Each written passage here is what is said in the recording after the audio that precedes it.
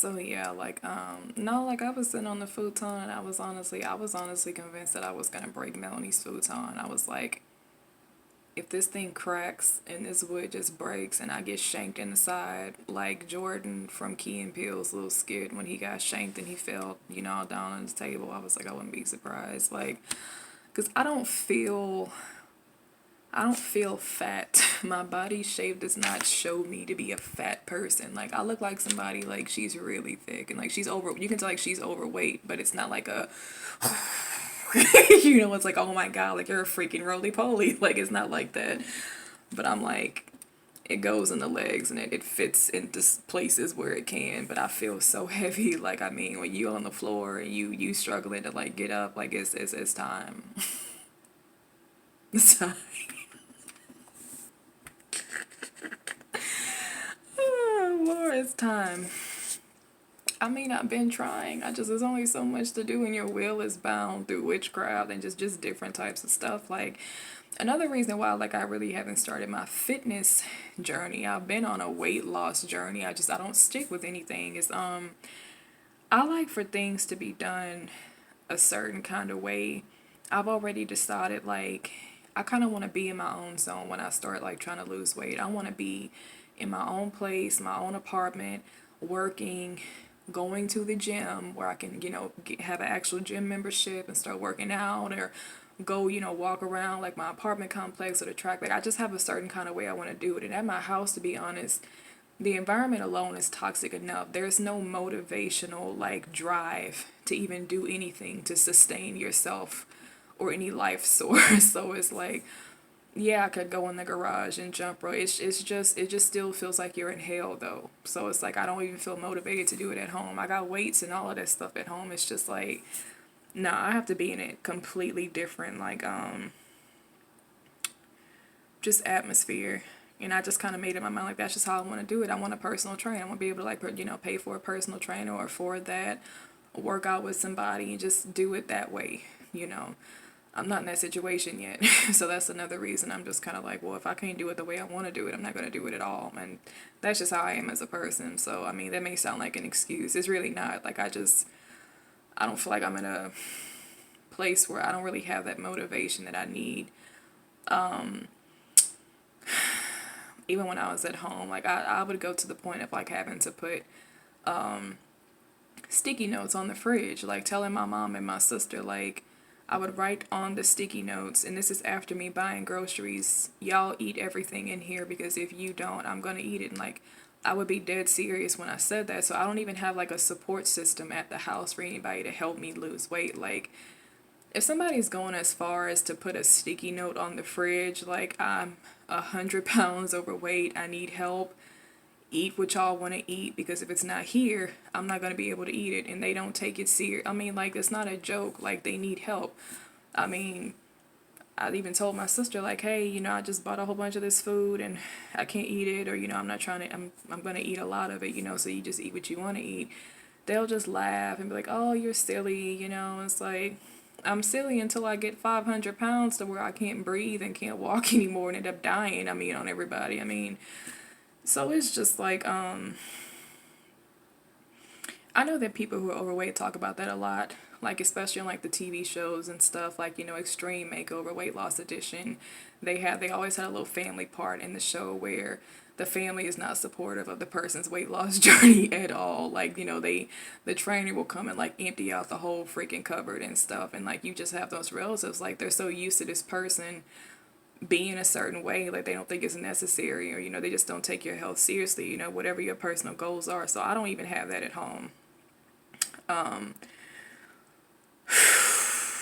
So I would love if I had somebody to hold me accountable. I still definitely do want to get a personal trainer. I'm believing for the Lord to help me afford something like that when He does move me to where He wants me to be. I'm not trying to share too much in this video, but I would actually like to have like another female trainer to actually work out with, not just somebody showing you the steps to do and then you do it. Like I think I need that kind of support system and accountability. I think that's the only way I'd probably because I don't have that period.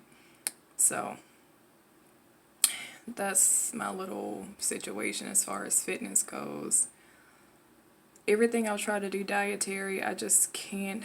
I did a 13-day water fast in 2016, I think. I lost like 20 something pounds. It works. I just can't bring myself to water fast again. I know it works. I literally can't not eat. Like, I have to eat something. So I'm like, okay, if you're gonna eat, at least do low carb. Like, that way you'll be a fat burning machine. At least, eat very low carb if you're gonna eat. I don't stick with that. And it's like, oh, I don't even want to talk about it. It's just really sad. Like, you just need somebody to kind of help you, like, yeah. So I don't know. I guess I'm just that type of person or sister. Like, I need more of a support system for really anything, to be honest, to be successful, or at least to get you pushing, in the right direction. Like, I don't have that right now. So I guess, honey, I'll just be dependent on these affirmations by faith and continuing to pray those weight loss prayers. I mean, I don't know. I don't even know if it's really gluttony with me. It's just like, it could probably be a mix of a lot of different stuff, to be honest. Like, because I know if your hormones are out of whack, you can't really tell when you're hungry or full either. So I think that probably plays into it. I just always, like, have to eat something or want to eat something.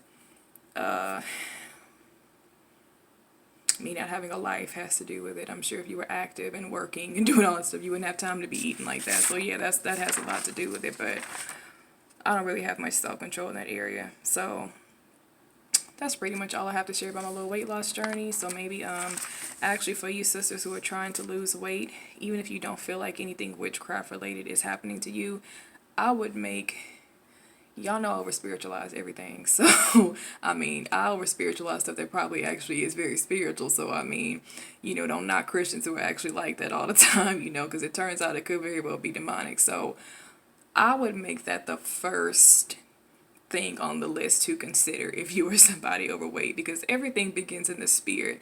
It may not be a whole witchcraft ritual against you personally with your picture or an altar, like, I'm gonna make you the fattest person ever, you're gonna be on my 600-pound life, It may not go that far, but always consider a demonic element to anything that you deal with. You would be surprised if you broke that off and something shifted and you would have never even known. Then under, that little rug, there was a spirit hiding there, causing all these complications that we don't need to be dealing with. So y'all do what I did if you're dealing with a weight loss or weight gain and you can't lose weight. Do that first and ask the Lord to confirm it somehow.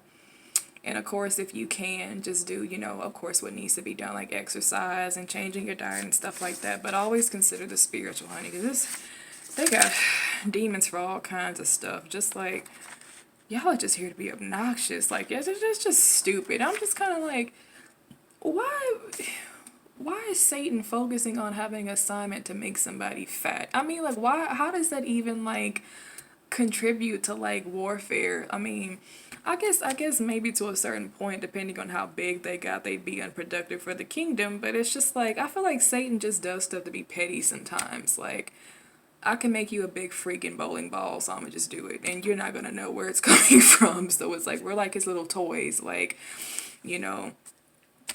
I don't know. I just know I don't want to be fat.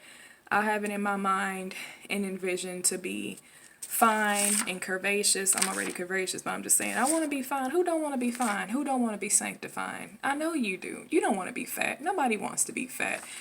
I mean, you may have gotten to a place of acceptance, which I consider passivity, really, because you don't want to deal with the issue and you just like, oh, this is my body. Now, don't get me wrong. I've seen some women that look really beautiful as big women. There's some women that actually do look really good big. Like, they dress cute. Like, they're beautiful, But I ain't one of them women. Like, you can look at me and tell I'm not meant to be big. When I gain weight, it's like,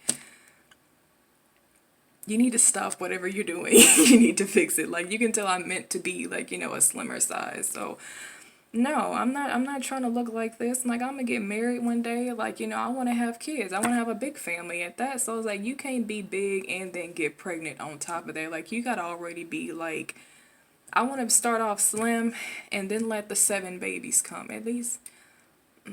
I want a big family. I'm gonna just go ahead and let the Lord choose, honey. I don't believe in, contraceptives and stuff like that. Anyway, it's unnatural. The Lord said, "Be fruitful and multiply." That's my job. That's what I'm gonna do. Okay, but I need to be slim first. Okay, you can't be fat and then getting pregnant because you already gained like 50 pounds during a pregnancy. Anyway, and I don't know what the Lord gonna bless me with. They could be twins, triplets, so that's just gonna make it worse, And then you don't want your husband, like, I mean, men of God, if they may definitely have the love of God in their heart for you. God bless those men, but don't do that to your husband. Don't no man want no fat woman. Get sanctified just for him, because that's a part of your job, is to keep your man happy.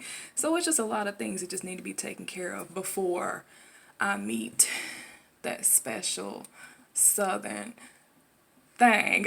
Okay, I need to get slim and everything. I don't want to meet him. You may be anointed and everything, but I don't want to be anointed and big. I mean, no. You need to be anointed and fine. You need to be sanctified when you meet your husband, okay? So he could be proud of what he has on his arm. And it ain't gonna be a bowling ball or a roly-poly or none of that stuff. The Lord done blessed you with this fine husband, and you all big, you uncomfortable, y'all can't even go places together and enjoy each other because you insecure about how you okay, well then fix it. You're not supposed to be fat anyway. Not trying to hurt anybody's feelings. I know it's a lot of different strongholds and stuff that play into us being overweight, but is it God's will? No. I mean, the Israelites, they walked everywhere. I don't think there was a fat Israel. I don't even think the Lord would have allowed that at that time. Like, with all the dietary laws I've set up and the kind of diet I've given y'all, why are you fat, Judah? It's like, why? There were no fat Israelites, okay? Their transportation was they 2 legs. They walked from Beaumont to Houston, okay, honey? Wherever they needed to go, they was either on a camel or walking somewhere on a donkey. They was doing something, okay? But they was not fat. We're not meant to be fat. We're not in a famine. We're not starving. There's no reason for you to have all this conservative energy on your body that needs to go, okay? And, make the plate a little bit smaller when you're eating. That's something I struggle with because I eat for 3. I'm telling y'all, it has to be these altars up in here. Like, when I eat, they eat too. You eat for 3 people. Like, I really, really do. So, and I heard, like, watching weight loss videos, they're like, when you envision yourself to be smaller, to aid into your weight loss journey, you have to start eating like the person you already see yourself as. If you're a slim person, slim people don't eat that much. And I'm just like, well, this one does. It's okay. Like, I can't eat no small plate of food. Unless it was just something really satiating that gets you full, like potatoes or something like that. That'll get you full in a heartbeat, or broccoli or something. So, I mean, I do need a little help, getting there. I don't know where it's gonna come from, but I need a trainer, honey. I need to get fine before this lifetime happens. I don't know. I can't die fat, and I don't plan on getting no bigger than what I am now, cause that don't even look good. I know the Lord don't like looking at it because I don't like looking at it. I'm just saying, he gets disgusted by a lot of stuff, and I know that this has to be one of them. He'll be nice about it, but it's not acceptable either. It's just, It's just, that ain't sexy. You taking off your clothes and looking in the mirror when you about to get in the shower, and it's just like, what kind of temple is this? What you do, rent this for $300? This is the temple of the living God, and that's how you got it looking? That don't look like the fear of the Lord to me. There's some fear going on somewhere. I'm afraid of what I see, but that ain't the fear of the Lord. You know what I'm saying? You need to fix that. They don't look. Your husband ain't gonna like it either. Don't lie to yourself like that. I'll be real with myself, honey. I would look in the mirror like, okay, I feel so sorry for this man because we're gonna be doing it with the lights off, clothes on for like years. It's gonna be a long time. So, when you confident in everything, that's when everything come out. And you on the ceiling and everything. Because, you just skinny. You can do all them flexible moves and just be doing the, I'm trying to get there. So, so the babies can come, But anyway, so as far as the affirmations list, I mean, it's my personal list, so I'm not really going to share it. It's only 9 things. I didn't really put anything too big. This is stuff I've already been praying about for the Lord. A car, which he already confirmed and promised he was going to give me the one that I actually want. and he put a hold on me trying to get some piece of garbage that I was trying to get a month or two ago. A certain type of job I wanted, a certain type of pay, just stuff like that.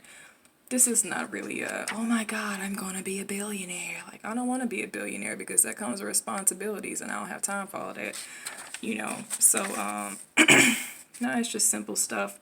But one thing I've noticed that this helps me do is I'm personally not comfortable trying to attract any of these things to myself apart from the Lord. So of course I did request these things in Jesus' name, but I was speaking them by faith. So I feel like what the law of attraction would do from a biblical perspective with affirmations that you have, it produces that heart in, or that faith in your heart that should be there when you are asking God for something, because he said if you believe you have received, then you will get it. A lot of us pray and ask God for stuff but don't really believe that we've received it. We don't have the faith. So I feel like the law of attraction would help in like that aspect. If you're believing that it's here, that it's coming, well, that's what the Lord told you to do in his word already. So it's helped me with that. So there's that. Let that manifest however he wants it to. I don't really specify how I want it to come. I'd like it to be soon, but what else?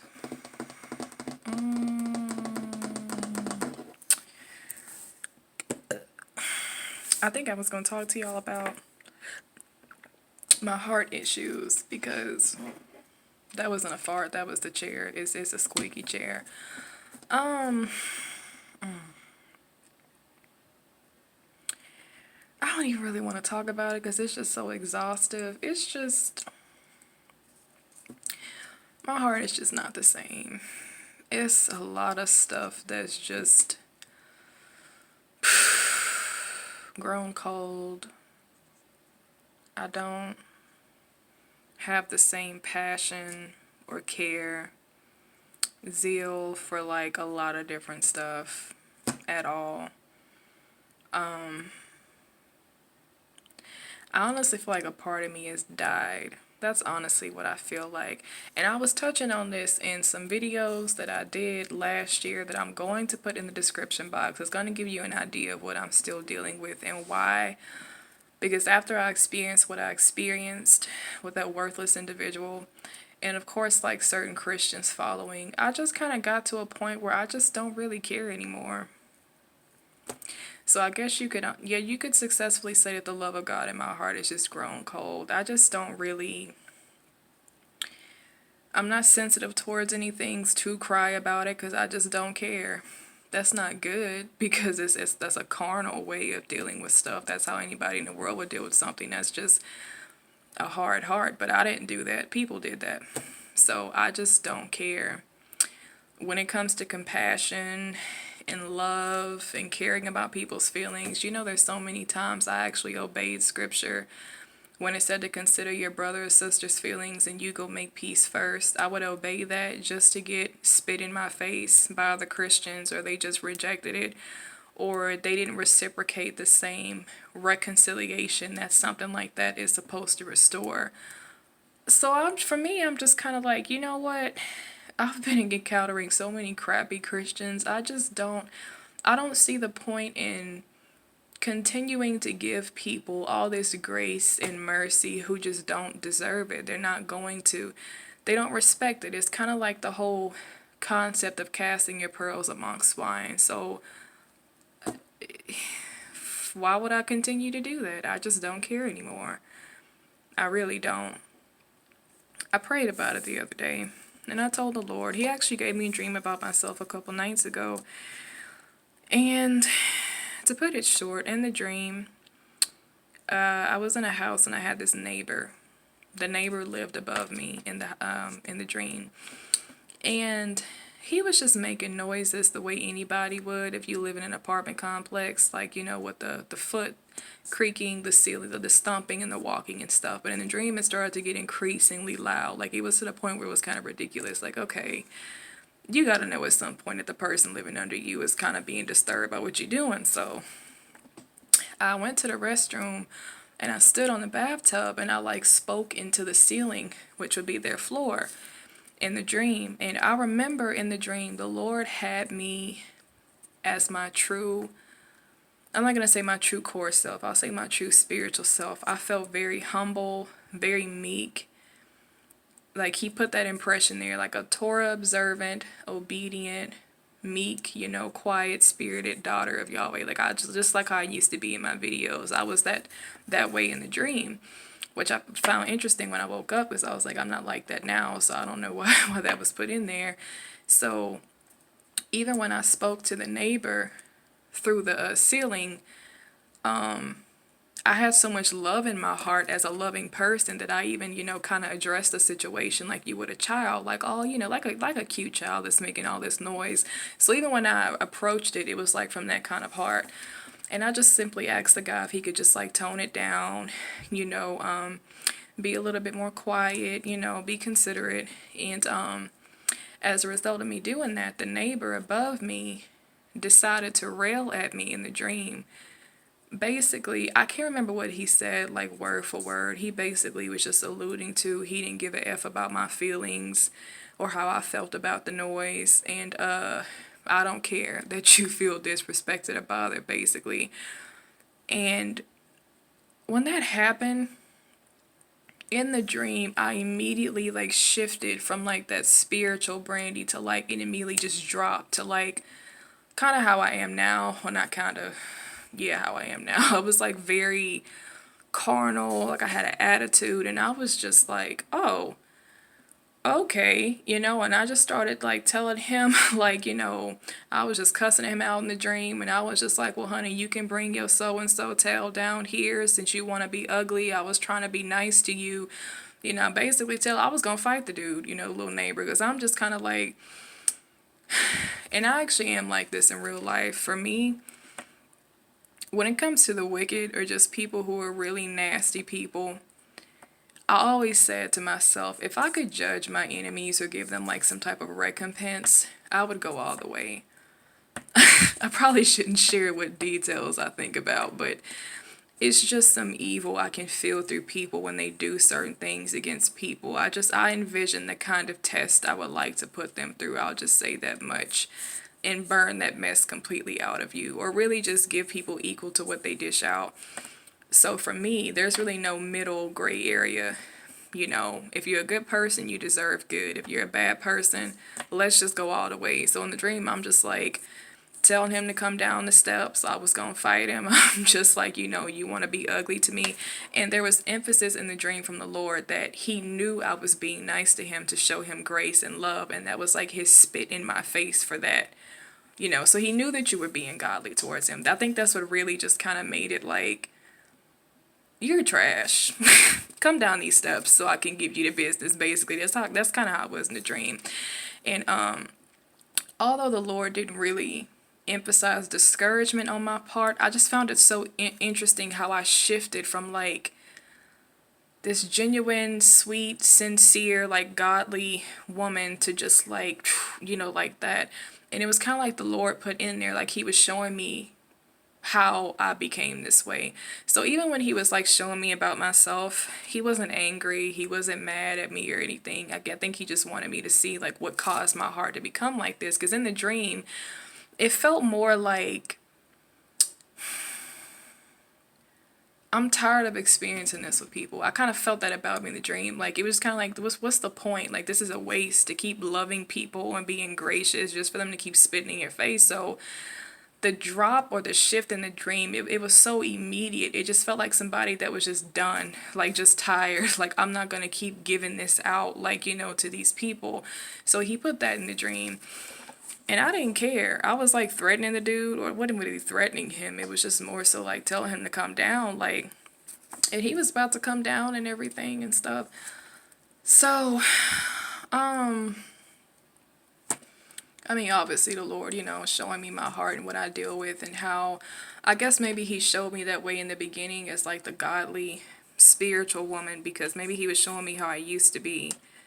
And just maybe due to offenses and just dealing with certain kinds of people, that's what's kind of made you like, I don't even want to say revert, because it did just feel like I was just kind of tired. Like just somebody just got shot down. Like I don't even care anymore. Like I don't care to love anybody. I'm done with all that stuff. So after that, he sent somebody in the dream. As soon as they walked into the room, all this stuff I was feeling just ceased in my heart. It's a certain relationship that he's ordained for me, but it was kind of like they were to be the reparation for everything I had experienced and all that bitterness and anger. Like I was riled up and ready to fight the dude. Like I was waiting for him to come to the door, but the other person ended up coming in. So I didn't feel like the Lord was angry or anything. I feel like he was just like he gets it, or you know what happened and stuff, or because that's true. Some people just like they just change for the worse. Like I mean, it just goes back to what I was saying. You just have some trash, crappy people on this earth, like, and they really can scar you. Like this world really freaking sucks. Like there's not a lot of good people around here, and the only good people that you would know to be good people are Christians, and they're trash. So it's just like, yeah, you can get to a point when you keep experiencing stuff like that, and there's no like quality people that you can really experience the love of God through, or like his real character. It can kind of make you just like, I ain't saying it would do it to you. I'm just saying in general, people that does happen to people. They just stop caring, and I don't blame them. I mean, there's a lot of people that talk like that. Like, I don't have any more faith in humanity. Like, I'm just done. I really believe that humanity is not even motivated to help each other because they see, like, it's just not even worth it. Like, it's true. I mean, it's not a good thing that, you know, we were like that. But I could see somebody just caring less, or just seeing people who probably don't want to help themselves or something like that. Or they're just not a good quality group of people, so they're not going to be motivated to donate and to, you know, do all of this different stuff and fund this and that. They don't care to help other human beings, and it's kind of like one part of that could just be selfishness, and another part could just be you're just tired of people. Like, you really do have to stay in the presence of God in his face 24/7 to make it down here, because if you keep encountering the toxicity that dwells within human beings, like, you will become a numb individual very quickly. So, I mean, I see it, I noticed it, to be honest. I didn't realize I had gone this far until I started examining some stuff, and I'm just like, I really don't care anymore. Like, my heart, it doesn't feel black, it just feels like it's definitely not anything close to what I was a year or two ago. I can't even conceive going back to a vulnerable, sacrificial state like that as a Christian, to be this loving, graceful doormat for people who just basically don't deserve that at all. They don't deserve that treatment. They don't deserve that kind of respect at all. And I told the Lord, I was like, for me, it just kind of feels like I just kind of came down so far. Like, it would take, there's no coming back from that. Like, he would have to, I don't know how he's going to do it. It's just, it's not even something I'm interested in going back to on my own. So it's like I see it, I prayed about it, because I want to be like him, for him. And I think that's like the biggest issue. Like, because you have to deal with people as a Christian, it's like I think you kind of get caught in that trap of being this for them. And it's like, that's the trap right there. Like, if you're going to measure that by what they deserve and what they don't deserve, you're not going to do it. And that just plays into obedience when it comes to authority and everything. You do it because you love God. But I can't even, I literally can't even conceive to even begin to go back to something like that. Like, that's where I'm at, literally. So I'm still kind of crawling and making my way back. I believe that he has something set up. I don't know what he's going to do to kind of revive me back to my former state, because it literally just feels like somebody just died. That's what I feel like. I feel like a part of me has just died. Whatever that godly, whatever that was, is gone. All of it. Not all of it, but yeah. So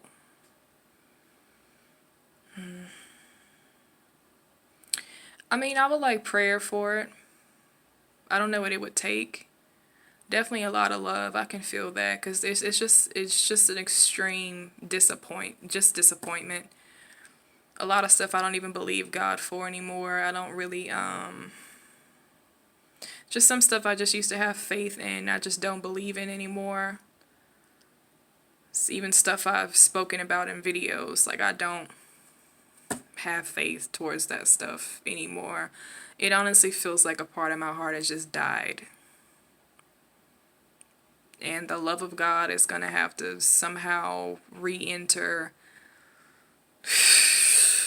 to bring me back to whatever that was, because I'm not that girl at all anymore. I don't even watch some of the older videos. They're up there for y'all, because I'm just like, even if I watched it, like, I'm just to the point, to be honest. Like, even when I read now, it just feels numb.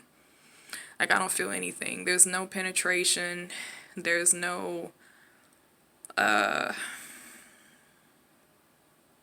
don't know. It just feels like just dead. Just, yeah. So, yeah, I don't care anymore. Like, I don't really care about anything, really. Nothing.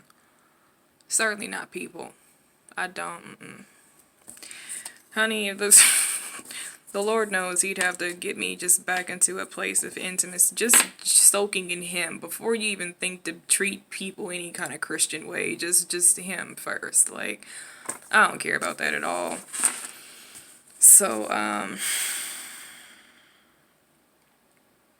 mean, I'm still looking forward to the dream He gave me. I shared with y'all. You know, He gave it to me a couple months ago. He showed me Him bringing me around a lot of Christians that were really loving, and they were like repairing the negative stuff I had experienced with Christians. So He sees it and He's going to do something about it. I'm waiting for that to manifest and walk into that season, which I kind of already have. Mel is a very sweet sister. We have two completely different personalities. I really don't know how she puts up with me. She has a very pure heart. You have to have a pure heart in order to deal with, a toxic sister. Or just, not that I'm that way towards her, but just, I mean, she's very sweet. So I feel like this is probably the beginning of Him doing what He showed me in the dream. I'm looking forward to it. I mean, I know that there's good Christians out there. I know that there's love. I know they exist. I don't know where they are. I mean, I read it in the Bible. I'm like, I know there's obedient saints filled with the Holy Spirit, and the love of God. So, I just kind of feel like I'm on kind of like autopilot a little bit in my heart. Like, it's just like, you know, like, ouch, I don't know.